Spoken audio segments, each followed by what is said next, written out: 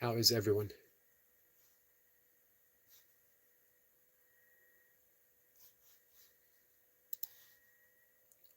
I'll be right with you. Tonight, by the way, I hope you come by and hang out with me and my guest. 525. We have the author of, one second, on One Foot in Infinity. Infinity.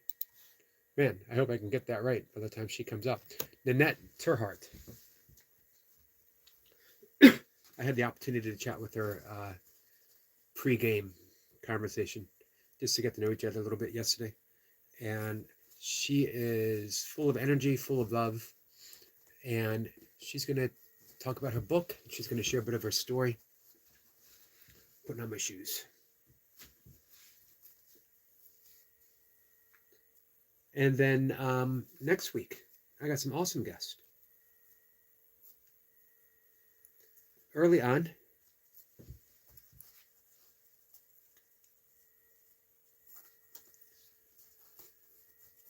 sorry.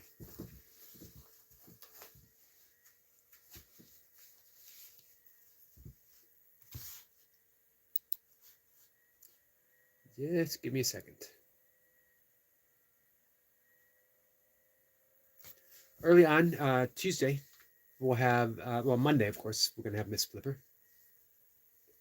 And Wednesday, we'll have Squirrel Sniper. No topic pick that I know of yet.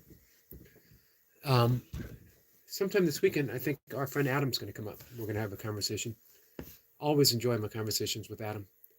And then Tuesday afternoon, Vicky Pope. Vicky Pope is just a fountain of love. That's all she does. She's been practicing the Course of Miracles since 1982. Hey, Sissy. Hey, Sniper. Hey, Anna. That's a long time to be practicing the Course, right? She's gotten pretty good at it. And that's all she does now. She's 77 years old, and all she does is continuously give love. I was introduced to her by Alan Ishak, who came up a couple Mondays ago. Another awesome guest that we had.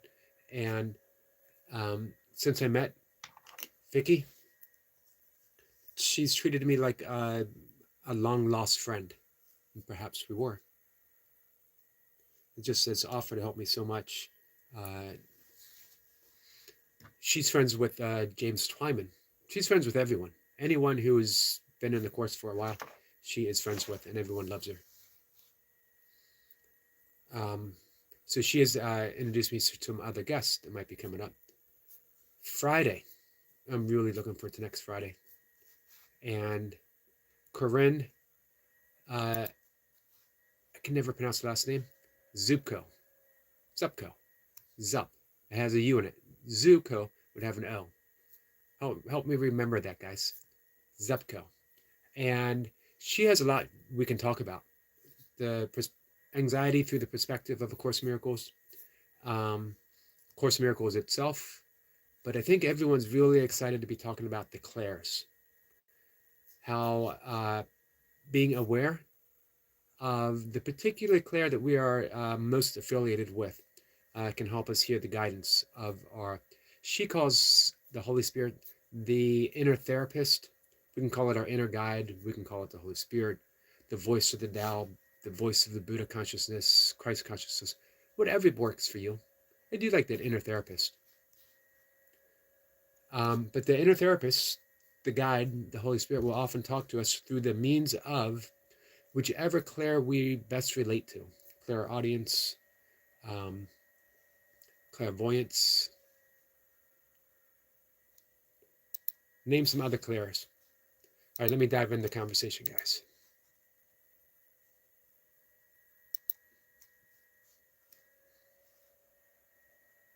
I do want to read what I wrote. It explains where I am in life right now. If anyone wonders. the pie and pyramid. Maybe. Gotcha. Hey, Daniel. Daniel says, hey, everyone, happy Friday. Happy Friday to you. Anna says, how are you this morning, Yogi? I'm pretty good, Anna. I'm pretty good. Getting ready to take a walk. I'm sore. So I think it's going to be a light workout today. I will go ahead probably and live stream it. But I'm going to go down a weight. Just get some reps in. Our friend Rayan is here again. Rayan is consistent, isn't he?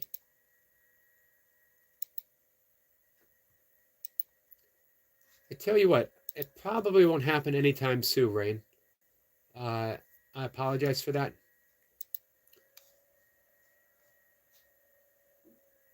It's really hard to want to make someone a mod if they're overly insistent upon it. And that's the extent of what they're offering to the conversation. Nothing personal, my friend. So let me read what I wrote this morning. Well, let me read a bunch of stuff. Lay down some bars real quick. I have laid down on bars before. I know that's not what you're talking about, but I have literally laid down. I've slept on a bar before. Fortunately, I knew the owner and the bartenders. Sometimes it's best to leave a sleeping drunk alone, right? But that was decades and decades ago. Those are the only bars that I know. The only bars that I know are the ones that I frequented way back in the day. Probably before you were born, Nicholas.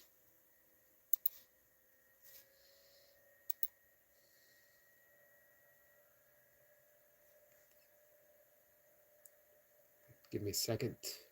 We're going to bring up our online version of the course. A couple of things I want to read. I'm going to go to chapter 3.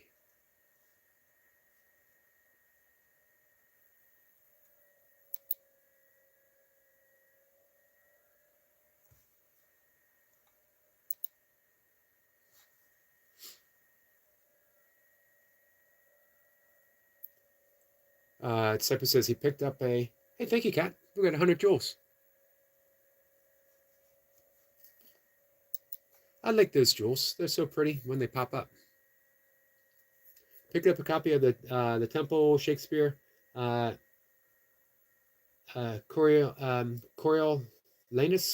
Coriolanus. Did I get that right? Probably not. Printed in 1806. Wow. And I sent and loved the cat. So we're going to bring up the text. 23. The innocent perception.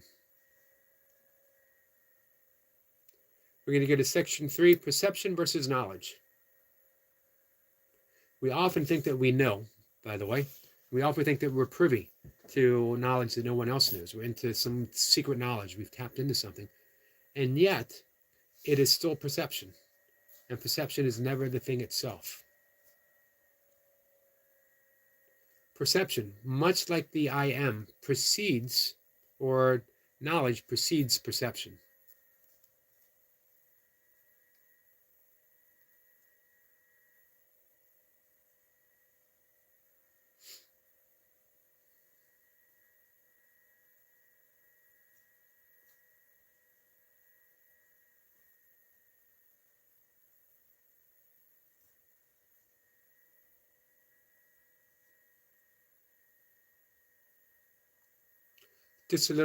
This isn't a section that I wanted to read, but we'll cover what I just said. True vision is a natural perception of spiritual sight, but it is still a correction rather than a fact. Spiritual sight is symbolic, and therefore not a device for knowing. It is, however, a means of right perception, which brings it into the proper domain of the miracle. A vision of God would be a miracle rather than a revelation. The fact that perception is involved at all removes the experience from the realm of knowledge. That's why vision, however holy, do not last.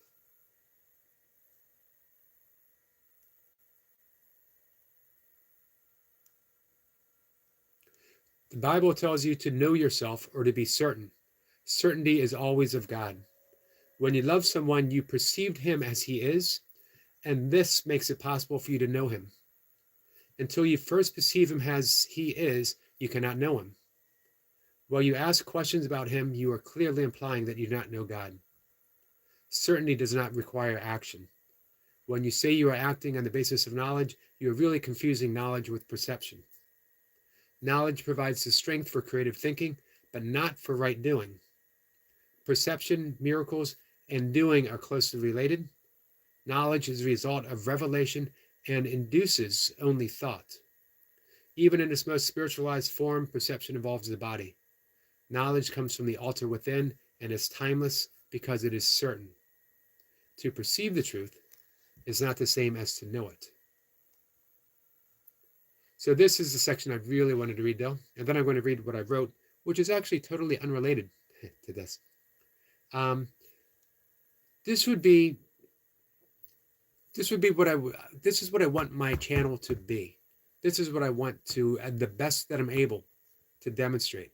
I am a faulty demonstrator. I am a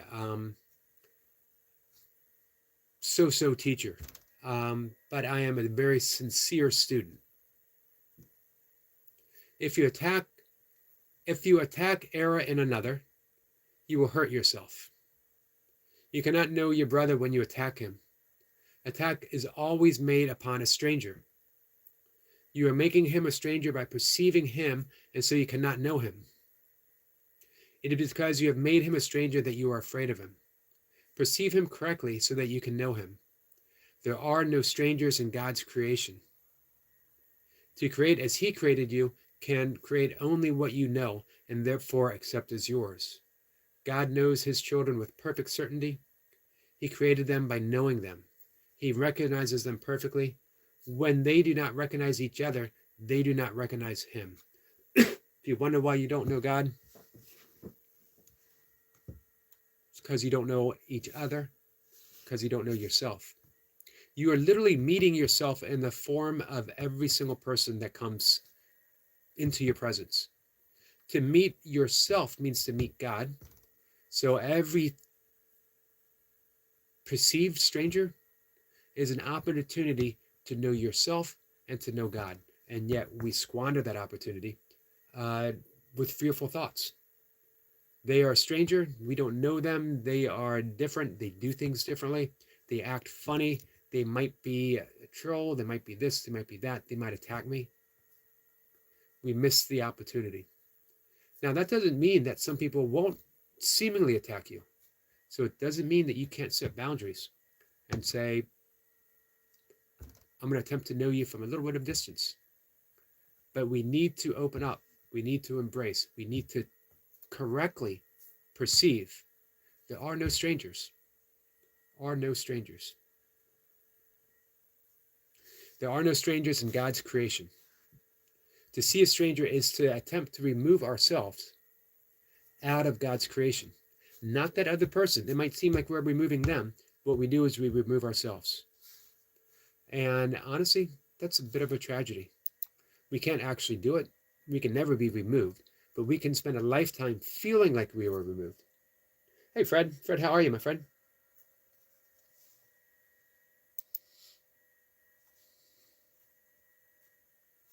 So I'm going to read what I wrote. Just checking the time. So what's up with y'all?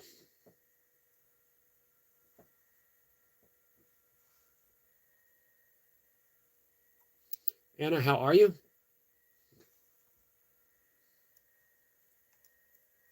Fred, how are you? Hey, Coco. Coco, I didn't see you come in. I apologize. Is that Marlon? Did I see Marlon come in? Hey, Marlon.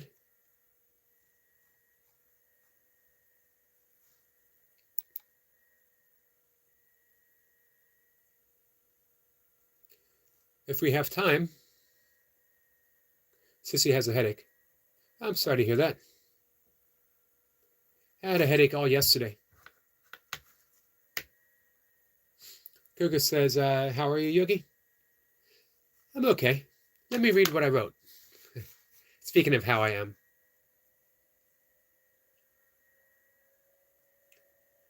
Marlon has been, it says, nah, I've been lurking since the beginning. Well, I appreciate you lurking. Fred says, so far so good. Well, I hope it stays good.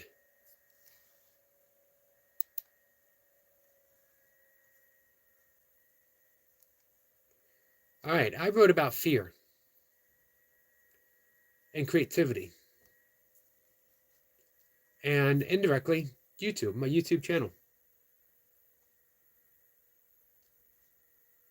Do I enema soy extract? I don't take it in either end. I don't take it in either end of the body. How about you? I can only surmise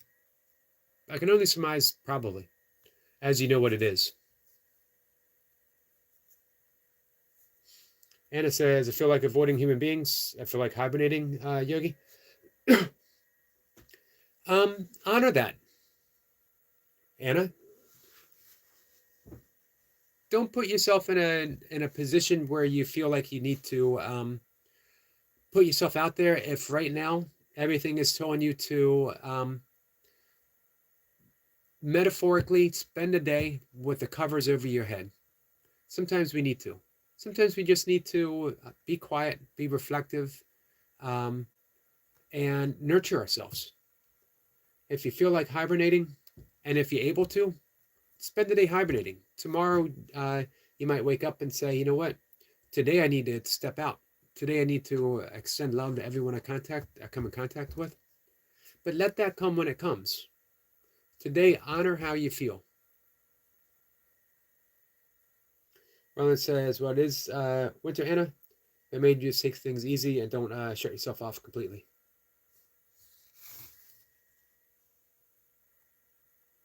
Did say hi before you came on. I saw that. That's why I thought I might have missed you. All right. I keep saying I'm going to read what I wrote. Here it is. The Edge of Fear. What I've long wanted to do was live a simple life of creativity, writing and sharing, and above all else, demonstrating the principles that I've held so dear. My challenge has been the possibility of earning an income through creative means, ultimately trusting that indeed God alone is the source, and they only have to stay true to the message of forgiveness and love. I am not there yet, not in income nor in faith. Trusting in the infinite generosity of the universe has often placed me on the edge of fear. This year has taught me the art of letting go, almost continuously, so it seems. I've been stripped of much that I'd long cherished, finding myself precariously dangling on that edge. And yet, here I am. My plan is to keep showing up until I can no longer do so, or that I am eventually called to offer a different means of my creativity. So it is really a gamble when all I've been asked to do is demonstrate love, kindness, and continuous forgiveness. Oh, so is it really? That's the question. So is it really a gamble when all I've been asked to do is demonstrate love, kindness, and continuous forgiveness? Sometimes it still seems so. My faith hasn't quite backed me away from that fearful edge. But I'm willing to stand here a little while longer, swaying on that edge, afraid, and yet trusting that perhaps, too, this is where I learned to fly. I need to clean that up a little bit. I say that every morning. I need to read my stuff out loud before I read it out loud. That's where I see the mistakes that I made.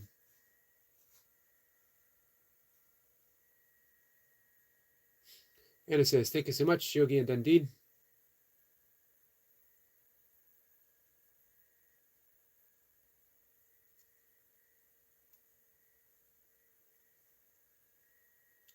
Good morning, Shelley. How are you?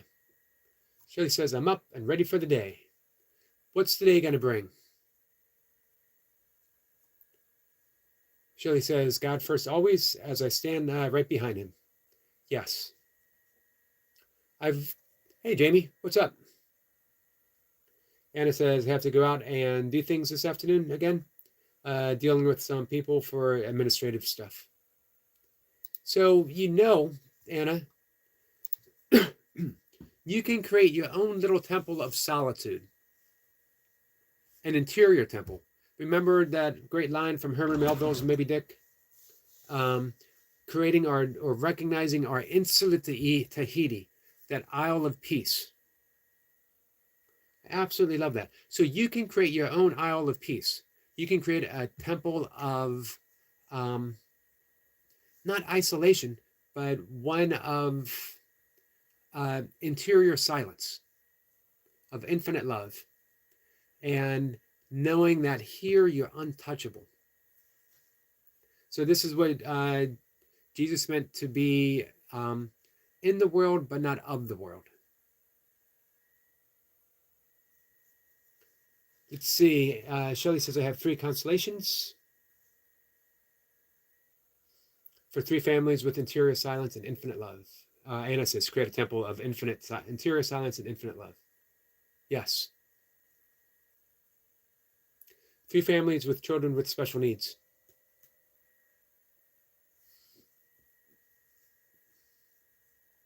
It's a big day. It's a big day, Shelley. I know they're going to appreciate your sage advice and wisdom so much. Anna says, yes, I can. Thank you, Yogi. Thank you, Anna. It's going to be a beautiful day for you. So I mentioned before, I've added in my own morning practice a bit. When I wake up, and this has been going on for decades, I wake up with a thank you, thank you, thank you. This stems from Meister Eckhart, the great German mystic, 12th century German mystic, who said that if the only prayer one ever says throughout his life, I'm paraphrasing the quote, is thank you, that alone would suffice. The greatest prayer, thank you. So I wake up with a thank you, thank you, thank you. I've often mentioned my own struggle in the past of finding things to be grateful for.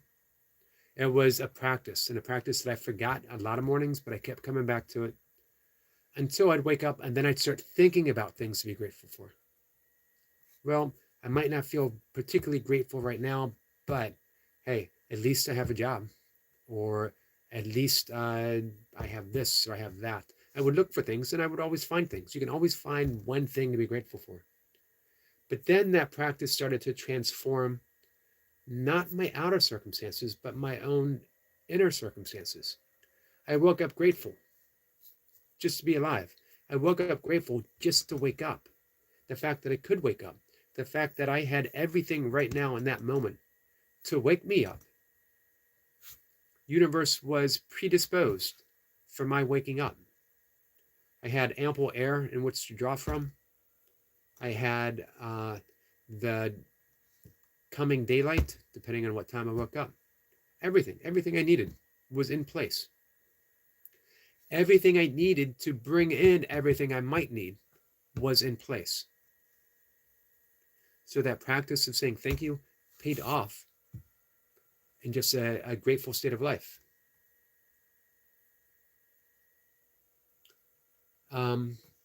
Let's see. Shirley says she is a state advocate as well as a mental health counselor for teens.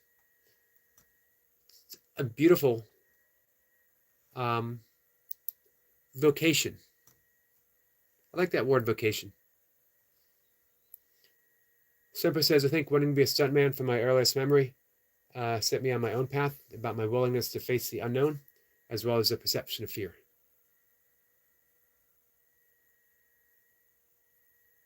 I could see that. Can you explain to the world what happened to your hairline? I think it's self-evident, right? I'm pretty sure it's self-evident. It would be anticlimactic for me to look into the camera and say, world, I lost my hair. I didn't actually lose it. I know exactly where it was. It was actually mostly on my pillow every morning for a number of years, or it was in the shower for a number of years. So I didn't actually lose my hair. I didn't misplace it, that's for sure. I knew where it was. I should have saved it.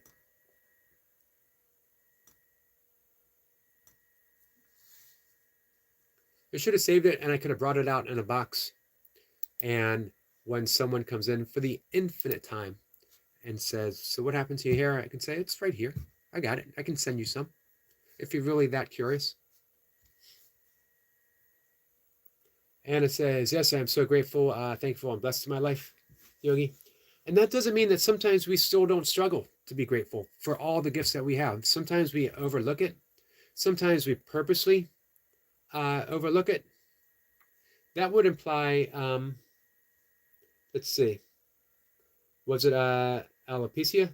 No, it was just getting old. It was just getting old.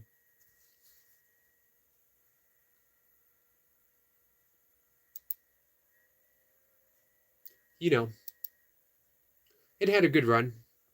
I was in my late 20s, early 30s, early 30s.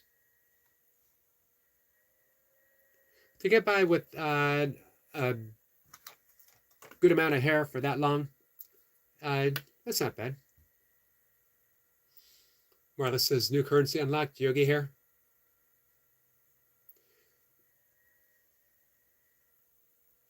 My 14-year-old son lost his entire hair, including body hair, at age 5. Was it from the alopecia? Am I saying that right?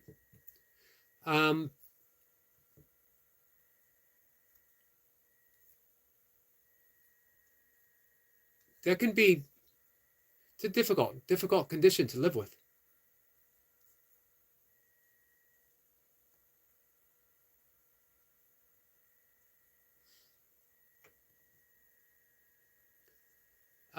My ex-wife had a friend, absolutely beautiful, who had that condition.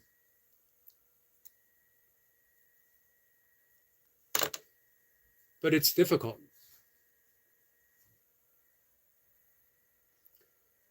Let's see. Shelly says, let love and love this live and support Yogi's channel as we double tap the screen.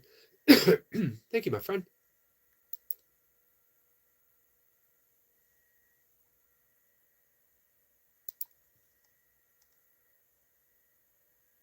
Yes, so glad to see my Yogi. I've been on a 24-hour bender. I don't know where to turn. Here's what I would suggest. I would turn straight to bed. I would sleep it off. I would wake up in the morning or later in the day, whichever the case may be for you. And I would start my day over. I would start everything over. Today, I always tell people, it's always and only day one. It's always day one. We've had some great people come up and we've talked sobriety, recovery. One of my favorite things to talk about.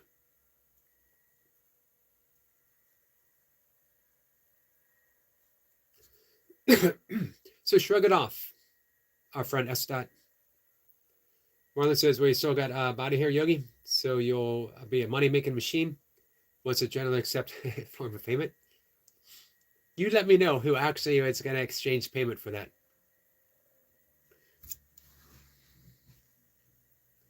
What have I missed? Sissy says, oh, well, Shelley, what a miracle. However, nothing the possible God, he gained all his hair back during COVID. I saw he has a beautiful head of hair.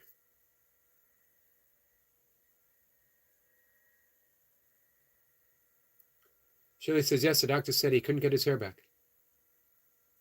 Kat says, that's wonderful, Shelley. Estat says, day one. Yep, it's always day one. It's been day one for me, Estat, for 26 years. Oh, not Joey. Your youngest son, JJ. Gotcha.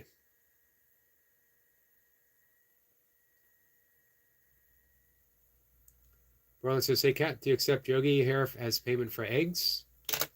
I hope she says no. Shelly says, thank you to our friend Sissy. God is always good. So I wanted to talk about the other thing that I've introduced. Kat says, that's silly. I give eggs away for free. You know, the thank you, cultivating a sense of gratitude. We've talked about Ho'oponopono. Hey, I sent a message out to Joe Vitale. Joe Vitale is one of the people that first brought Ho'oponopono to the attention of the world outside of Hawaiian shamanism. Very few people knew of it, and outside of Hawaii. And, you know, Ho'oponopono is that it's a great prayer. It's 4 phrases that we offer to what the Hawaiian shamanism they call divinity, inspiration itself. And it's living an inspired life, meaning that you don't plan, you don't worry about manifesting, you simply live everything up to divinity, to inspiration itself, trusting that the universe provides for us. And the 4 phrases are, I'm sorry, please forgive me, thank you, I love you. And this acts as a great erasing. If you think of life as, let's call it a whiteboard, and you have things written on that whiteboard from day one when you were born, and maybe even previous lives. You also have things written epigenetically from our ancestors. And then you wake up in the morning and you begin writing more stuff in through the day, new stuff. Ho'oponopono, those 4 phrases, hey Tom, act as an eraser. You start erasing that whiteboard, all the stuff that's written on it. So by the end of the day, you've erased all the stuff that you've accumulated through the day, as well as some of the stuff from yesterday and some of the stuff from the day before and the day before, all the way back to that epigenetic beginning of when things began to proceed. And we say, I'm sorry, not because I'm sorry for what I've done, not because I'm sorry for what you've done. We're saying, I'm sorry, I did not realize that I am part of a participatory universe, that I am participating in everything, and that if something occurs, no matter how remote it may seem, I'm part of it, because there's only one thing. There's only the universe itself. There's only consciousness. There's only pure inspiration. So if I see something that I don't like, if something has happened to you, if I have brought something into the awareness, my awareness, it means I've participated in it somehow. And I'm sorry, I didn't know. Please forgive me that I didn't know, but now that I do, thank you. Because I can correct it. I can begin to clean that whiteboard of life off, including all that karmic baggage that happened to you and happened to me. I can now start to clean it off, and we seal the deal with I love you, because love is all there is. I'm sorry. Please forgive me. Thank you. I love you. We say it silently to ourselves as we erase, we erase, we erase. We clean, we clean, we cleanse. This lines up perfectly with the Course in Miracles. It's the ultimate forgiveness. I forgive myself that I did not know I was participating in this action, even if it's all the way across the world. But now that I know, I can start cleaning, I can start erasing, I can start healing, and I can start sending out love. And as we live from that place of divinity, we're offered divinity back.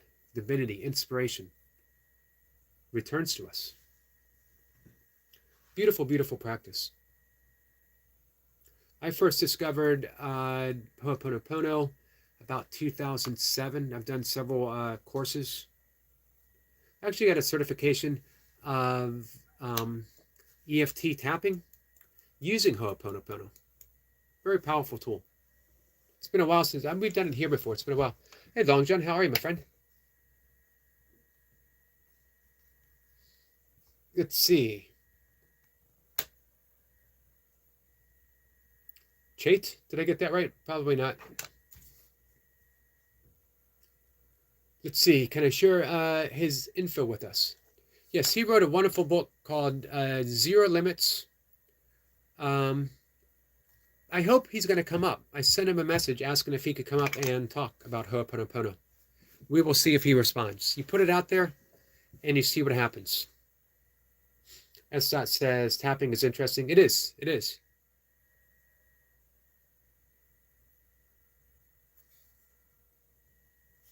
Zero limits. Spelled out. 0. He's written lots of books.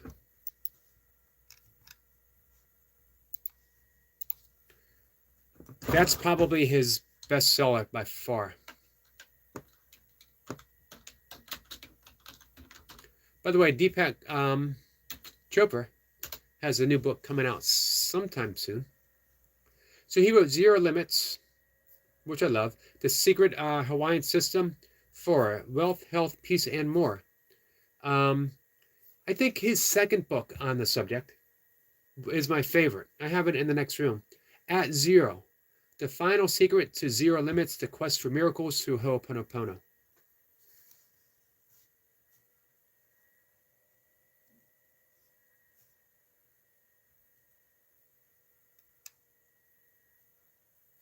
And then his last book in the series is the fifth phrase. The next Ho'oponopono and Zero Limits Healing Stage.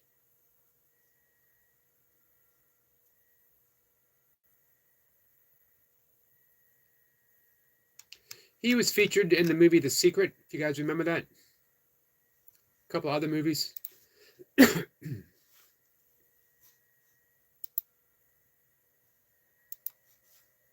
All right, guys, we're going to head off into the sunrise in just a minute. Guys says, hey, Yogi, what are the chances of doing a members-only Ho'opono with the tapping? The chances are very good. And how about we do it Saturday or Sunday? Which day works best for you guys? Take a pick. Saturday or Sunday, and we'll do it. Yep, let me spell it out for you. The Ho'oponopono. Let me, I'm going to use a cheat. I'm going to cut and paste.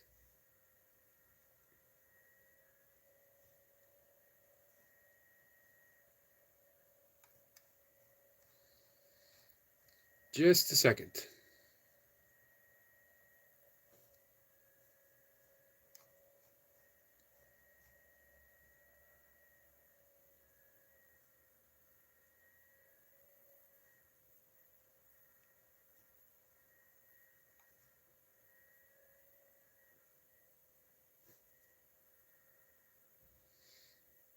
All right. I'm going to put it in the chat.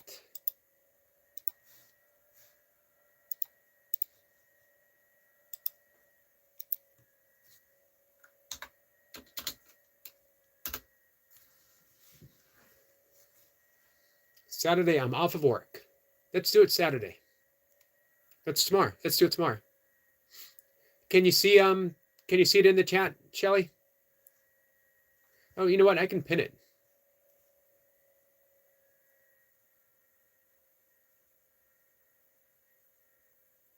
Hey, Tyson. Shelly says, I'll make it work. Sissy says, I remember watching The Secret 20 years ago. Well, it's been a while. It has been a while. Longton says, been a really tough month for me. Can't seem to catch a break, Yogi. Could you please ring the bell? Yes. This is going out as a prayer for our friend Longjan, who's been a truly, truly good friend. Longjan, for you, 3 times.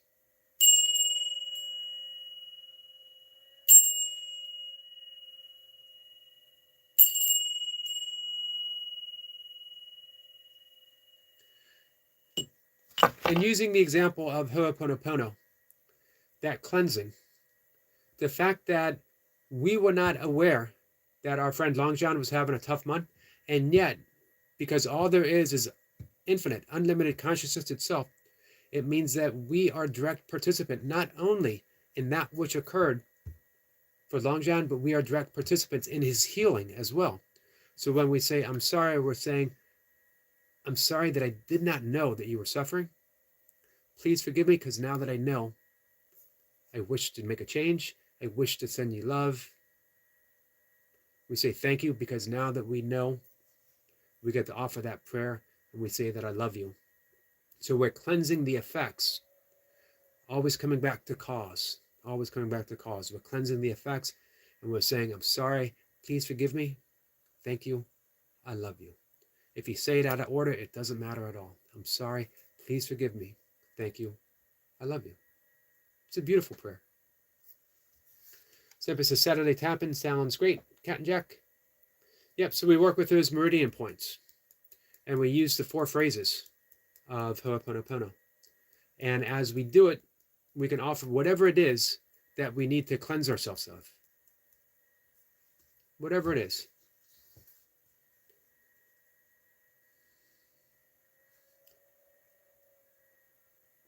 Thank you, Kat. Let me pin that comment. And Kat, thank you for that suggestion.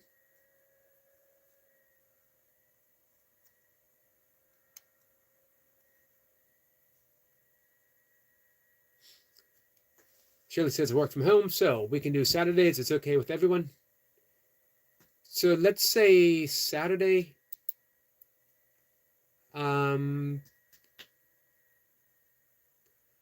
Probably around, we'll do it tea time for me. Maybe like 7:30, 7:45. Long John, you're welcome, my friend. Shelley says yes. Awesome.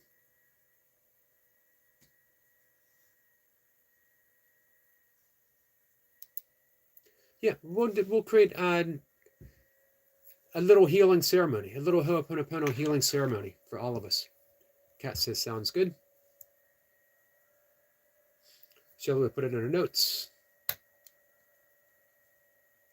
Hey, Hammer. Another day on Earth. I hope it's a beautiful day for you. Hey, Hammer, are you driving today?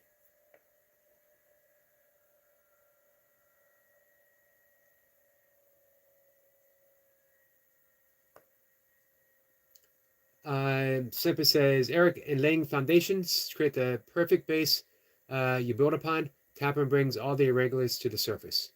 Yes, and then we get to forgive them. Remember, forgiveness isn't saying that I'm sorry for something that I've done. It's saying that we forgive that which we were unable to recognize. And now that we recognize, we can let it go. We can offer it love. Lungsa says, y'all are a beautiful community. I appreciate you being part of it.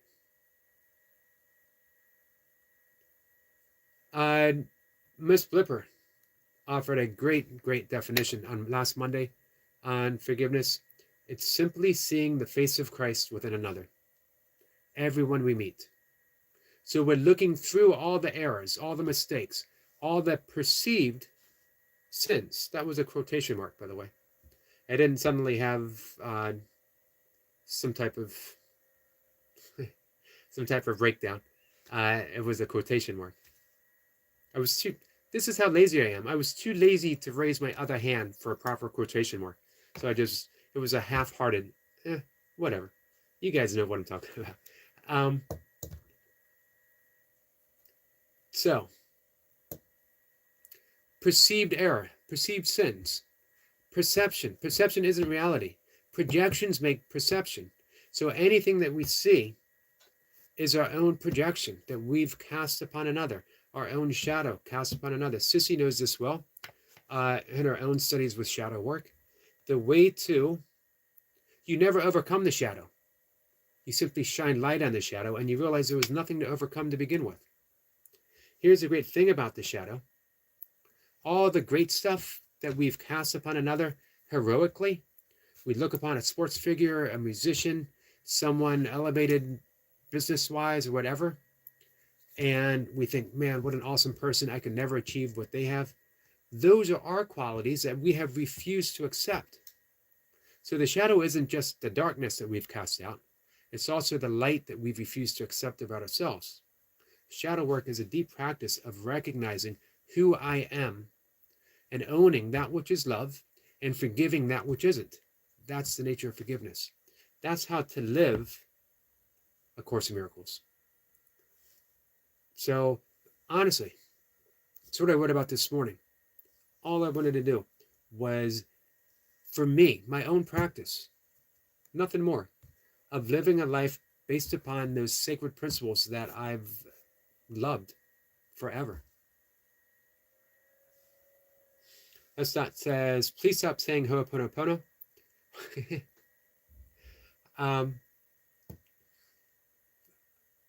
Man, I will probably say it at least 6 more times before the conversation's over. I'll see what I can do. We forgive that which we are unable to recognize. Yes, Sniper says Eric's waving. Yeah, this is all part of my goodbye, and I'm still raving. Sniper says, big fish, little fish, cardboard box, stacking shelves.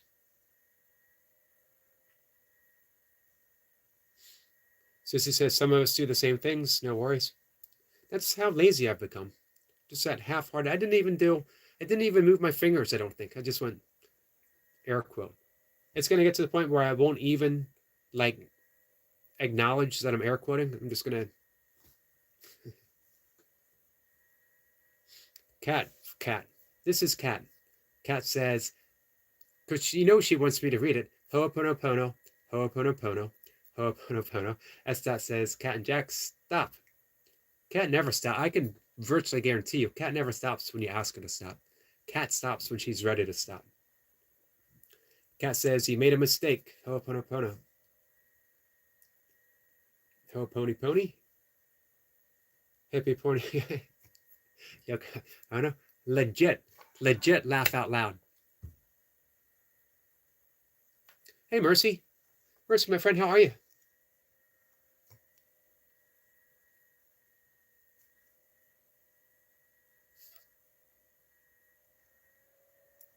Let's see. What did I miss from Hammer? Yes, went through customs heading to Hamilton, Ontario. I love Ontario. Tell the Canadians I said hi, please, Hammer. Hey, speaking of ringing the bell, let's ring the bell 3 times and then I'm going to go. Safe travels for our friend Howling with Hammer. He is on the road. He's a truck driver. He's bringing good stuff to lots of people.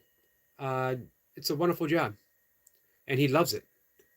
While he's on the road, safe travels. Howling with Hammer for you.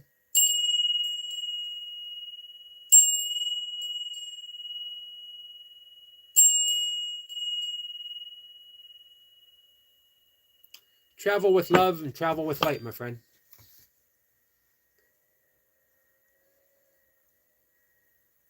Cat says, I'm glad Hammer is back on the road. Hope he's happy, sending lots of love. Thank you, Cat.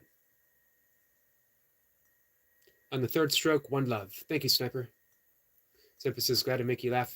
Yeah, that was, that was funny. That might have been one of the funniest things ever written on one of my live streams. Pick me up some fungus from the Indian reservations in Canada. I've been to Hamilton, Ontario. I went to go to, I was driving back home from Algonquin Lake. We went up there and camped. Wonderful time. We took the long way there. We actually went up through Michigan, took a ferry across the lake, Lake Superior, I think, from Sault Ste. Marie, and then drove eastward across Ontario to Lake Algonquin. We camped out, and then we drove home, and we stopped in Hamilton because I wanted to go to, this was in my bodybuilding days, Muscle Mag International was printed there, a great bodybuilding magazine. All right, guys, I got to go. Sun will be coming up shortly. I need to get out. 20 likes. Awesome. Much appreciated, guys. Hope the fairy was strong enough to carry y'all. She was. All right, I got a guest tonight. This afternoon, I think Lady Sky wants to sing a song. And we'll chat. We'll just hang out and have fun this afternoon. A guest this evening. And then Saturday, we'll do the thing that shall not be mentioned in honor of our friend Long John. The thing that shall not be mentioned, along with the tapping. We got a link dropped from Sissy. I just brought it up. I'll be there when I get back from my walk.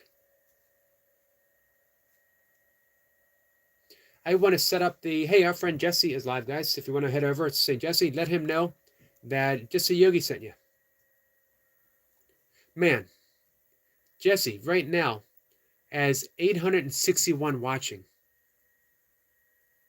There's a reason for that. Here's the reason.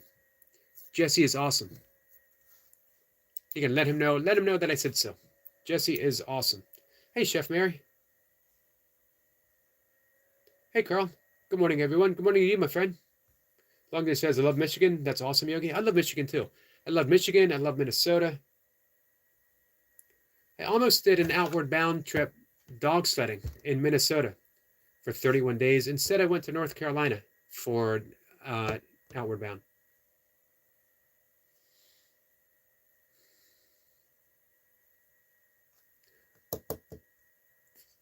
I forget what I was going to say. Oh, well. Long John says, nice. Sissy says, I love Michigan too. Such a beautiful state. It is. And it's shaped like a mitten. Who doesn't love a state that's shaped like a mitten?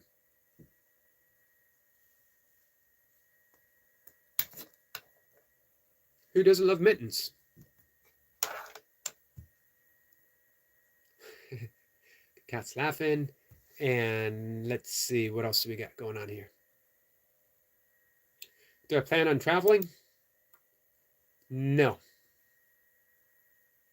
Now, if something were to happen, hey, yes, what's your channel about? It's about some bald guy ranting and raving and saying the word Ho'oponopono over and over again. It's my general theme.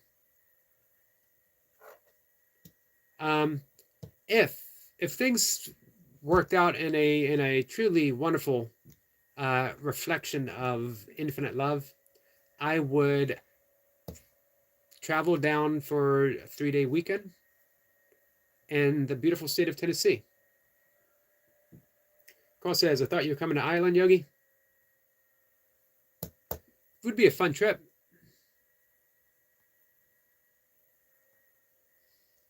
I love North Carolina as well. Beautiful state. Yes, North Carolina is a beautiful state. I've spent a lot of time in North Carolina. We backpacked. I spent a month backpacking from Gatlinburg, Tennessee to Cherokee, North Carolina. Chef Mary says, Zevial and host. Thank you, Chef Mary. We love you too. Cat is sending some love. All right, heading out the door. Sissy says, I prefer gloves over mittens, but they're still a cute accessory.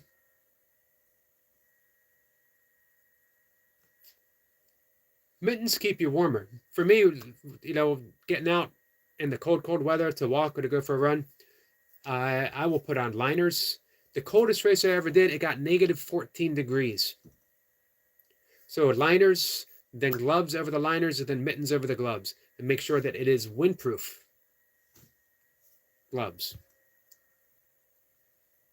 Chef Mary says, support my video, please. We will.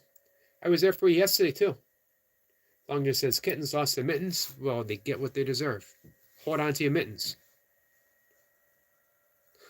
Sorry. I don't mean to be sounding harsh on my judgments towards kittens. But hey, mittens don't grow on trees. Not even the infamous mitten tree. It's just a metaphor. All right, I actually just made it up. I got your video up. I just hit the like. I will watch the whole thing when I get back from my walk. Full support, Chef Mary, our good friend. All right, I got to go.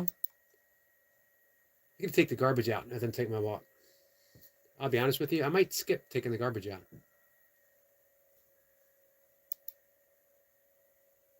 I might. Longest says, Yogi is the only 10 I see. That's on a scale of 1 to 100.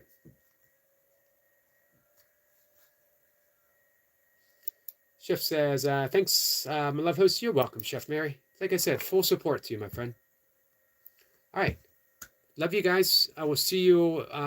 Actually, I'm going to be live streaming my workout, whatever it is I decide to do. Again, it's just going to be light. Just get some reps. Don't worry about showing up. Make sure you head on over, say hi to Jesse. Give him some support. Give him some love. And I'll see y'all later today. Take care.